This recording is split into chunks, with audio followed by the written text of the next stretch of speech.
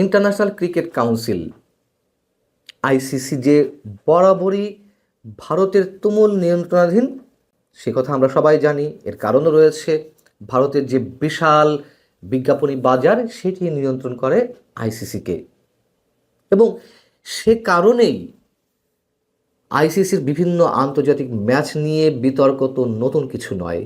এবং তেমনই এক বিতর্কের মুখে প্রতিবাদের ভাষা ব্যক্ত করতেই বাংলাদেশের সাবেক অর্থমন্ত্রী আহনামা মুস্তফা কামাল, লোটাস কামাল হিসেবে যাকে আমরা সবাই চিনি, যিনি আইসিসির প্রেসিডেন্ট ছিলেন, সেই পদ থেকে তিনি পদত্যাগ করেছিলেন। এই কথাগুলো কেন তুললাম? ভারতের সাম্প্রতিক সময়ে বাংলাদেশের খেলাকে কেন্দ্র করে যা কিছু ঘটে যাচ্ছে, এবং তার পরিপ্রেক্ষিতে ভারতে বা শ্রীলঙ্কায় অনুষ্ঠিত হতে যাওয়া যে টি-20 বিশ্বকাপ, ভারতে বাংলাদেশের ম্যাচগুলোতে বাংলাদেশ খেলবে না এমন কথা জানিয়ে নিরাপত্তার বিষয়টি উল্লেখ করে আইসিসিতে একটা চিঠি দেওয়া হয়েছিল। সেই চিঠির জবাবে আইসিসি যা লিখেছে তা রীতিমতো হাস্যকর, রহস্যজনক এবং অবশ্যই উদ্বেগজনক। সে বিষয়ে আসছি। আন্তর্জাতিক গণমাধ্যম নিউ ইয়র্ক টাইমস তারাও কয়েক ঘন্টা আগে একটি প্রতিবেদন প্রকাশ করেছে, যার শিরোনাম হচ্ছে India ties with Bangladesh fray as election লুম।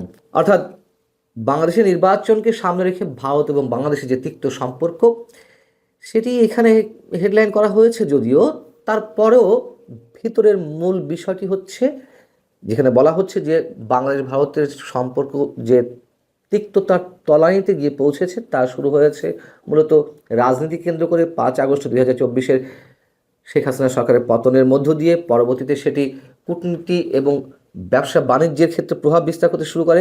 পরবর্তীতে এসে সেটি এখন ক্রীড়া অঙ্গনেও ছায়া ফেলেছে। এখন আইসিসি কি জবাব দিয়েছে?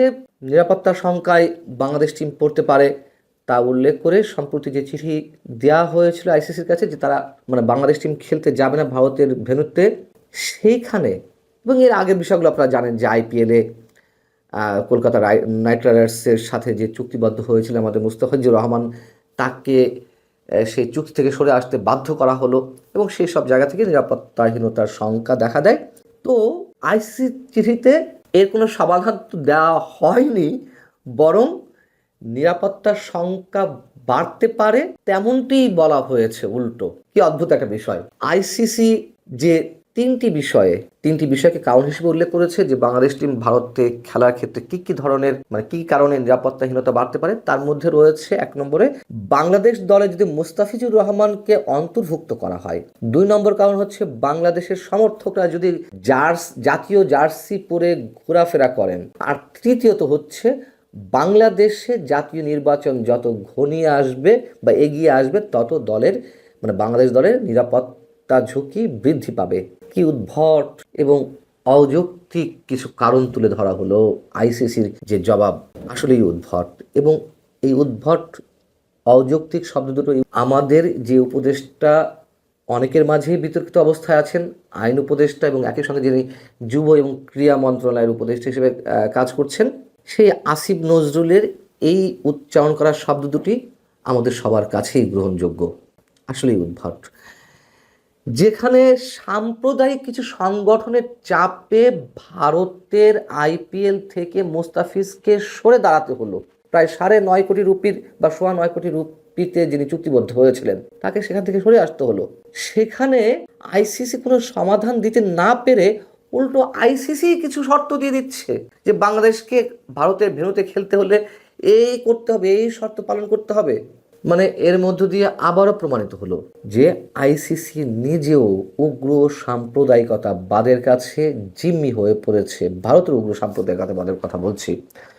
ভারতের যে কট্টর হিন্দুত্ববাদী দল সরকারে রয়েছে বিজেপি, সেই বিজেপির অন্যতম মূল নির্ধারক সে দেশের স্বরাষ্ট্রমন্ত্রী অমিত শাহের সন্তান ছেলে জয় শাহ এই মুহূর্তে আইসিসির চেয়ারম্যানের দায়িত্বে রয়েছেন। এবং ধরে নেওয়া হচ্ছে ভারতের সরকার অন্তত এক্ষেত্রে বাংলাদেশের সাথে যা করছে একেবারে অযৌক্তিক, এবং এর সঙ্গে আমাদের দৃষ্টিতে অযৌক্তিক হলেও এর সঙ্গে 2 দেশের রাজনীতি, একই সঙ্গে ভারতের অভ্যন্তরীণ রাজনীতি, বিশেষ করে পশ্চিমবঙ্গের রাজনীতি জড়িয়ে রয়েছে, সেটি আবার বেরিয়ে আসছে। আচ্ছা, ধরে নিলাম বাংলাদেশে সংখ্যালঘু নির্যাতন চলছে বলে যে অভিযোগ ভারত দিয়ে আসছে সেটি সঠিক, কিন্তু এক্ষেত্রে মুস্তাফিজুর রহমানের সম্পর্কটা কি? তিনি তো কোনো ধরনের কোনো রাজনীতিই করেন না, রাজনীতির আগে পিছে কোথাও কখনো ছিলেন না, কোনো ধরনের কোনো মন্তব্যও করেননি। তাকে নিয়ে, তাকে কেন্দ্র করে বিষয়টি এ পর্যন্ত গড়ালো কেন? বা এখনো আইসিসি কেন বলছে যে মুস্তাফিজকে দলে রাখা যাবে না, বাংলাদেশের একজন গুরুত্বপূর্ণ পেসার, তাকে দলে রাখা যাবে না? এটি আইসিসি কিভাবে বলতে পারে? মানে রাখলে নিরাপত্তা কিন্তু বাড়বে, এভাবেই বলতে চেয়েছে। নির্বাচনের প্রসঙ্গ বা কেন আইসিসি তুলবে? যে নির্বাচন যত ঘনিয়ে আসছে, মানে বাংলাদেশের নির্বাচন যত ঘনিয়ে আসছে, ততই ভারতে বাংলাদেশের দলের নিরাপত্তাহীনতার সংখ্যা বাড়বে। তার মানে কি ভারত নিজেই উস্কে দিচ্ছে বাংলাদেশ ভারতের যে তিক্ত সম্পর্ক? এক্ষেত্রে আমি নিজেও আগে অনেকবার বলেছি, আমাদের দায় কোথায়? আমাদের কিছু চরমপন্থী উগ্র মৌলবাদী বা কথিত কিছু মানে এক বা একাধিক কিংস পার্টি, তাদের যে নেতাকর্মীদের মন্তব্য, সেটি ভারতকে উস্কে দেওয়া হচ্ছে। কিন্তু এই ক্ষেত্রে তো আমরা এই ধরনের মন্তব্য আর করতে পারি না। আর সবচেয়ে হাস্যকর, বাংলাদেশের জার্সি পরে বাংলাদেশের সমর্থকরা ঘোরাফেরা করবেন ভেন্যুগুলোতে, সেক্ষেত্রে এটিকেও কেন নিরাপত্তাহীনতার ঝুঁকির কারণ হিসেবে এখানে উল্লেখ করা হবে? এর আগে এনডিটিভি একটি খবর দিয়েছিল, যে খবরে বলা হয়েছে যে ফিক্সচার অনুযায়ী কলকাতা আর মুম্বাইয়ে বাংলাদেশের বিশ্বকাপ ম্যাচ হওয়ার কথা থাকলেও আইসিসি চেন্নাই আর থিরুভানান্তপুরমকে বাংলাদেশ ম্যাচের নতুন ভেন্যু হিসেবে প্রস্তাবনা দিতে পারে। এবং সেই খবরের পরিপ্রেক্ষিতে বিসিবি পক্ষ থেকে কোনো ধরনের মন্তব্য করা হয়নি, শুধু বলা হয়েছিল যে সেই ভেন্যু দুটো তো ভারতেরই, ভারতই তো আমাদের দলের জন্য নিরাপত্তার ঝুঁকি হয়ে দাঁড়িয়েছে। আমাদের ক্রীড়া ও যুব উপদেষ্টা এবং একই সঙ্গে আইন উপদেষ্টা, তিনি যে সংবাদ সম্মেলন করে এই কথাগুলো জানিয়েছেন, যে কী কারণ উল্লেখ করেছে, সেখানে তিনি সাংবাদিকদের উদ্দেশ্য করে বলছেন যে আইসিসি যদি আশা করে আমরা আমাদের শ্রেষ্ঠ বলারকে বাদ দিয়ে দল গড়ব, সমর্থকরা জার্সি পরতে পারবে না, আর খেলার জন্য নির্বাচন পিছিয়ে দেব, তবে এর চেয়ে অবাস্তব প্রত্যাশা আর হতে পারে না। অবশ্যই অবাস্তব প্রত্যাশা। আমরা ওই অন্তত আসিফ নজরুলের এই কণ্ঠের সঙ্গে কণ্ঠ মেলাতে চাই। তিনি বলেছেন যে আইসিসি কোনো একক দেশের নিয়ন্ত্রণে চলা উচিত নয়। এটা সবাই বলে আসছে আমরা বছরের পর বছর ধরে। ক্রিকেটের উপর কারো মনোপলি থাকা উচিত না। আইসিসি যদি সত্যি গ্লোবাল অর্গানাইজেশন হয় এবং ভারতের কথায় উদ্বাস না করে, তবে অবশ্যই বাংলাদেশকে শ্রীলঙ্কায় খেলার সুযোগ দেওয়া উচিত। এই প্রশ্নে আমরা কোনো রকম নতি স্বীকার করব না। দেখুন, এই জায়গাটা আসিফ নজরুলের বক্তব্যের সাথে খানিকটা একমত, খানিকটা দ্বিমত পোষণ করি আমি। নিরাপত্তার বিষয়টি দুই দেশের সরকার বা বিশেষ করে ভারতের সরকার আমাদেরকে নিশ্চয় দিতে পারে। সেক্ষেত্রে হয়তো আমরা নমনীয়তা দেখাতেই পারি, অথবা আরও ভালো হয় যদি বাংলাদেশের ম্যাচগুলো শ্রীলঙ্কাতে শিফট করা হয়। তবে সর্বসাকুল্যে বলতে হবে, ভারত যা করছে, ভারতের ইন্ধনে আইসিসি যা করলো বা করছে, সেটি কোনোভাবেই গ্রহণযোগ্য নয়।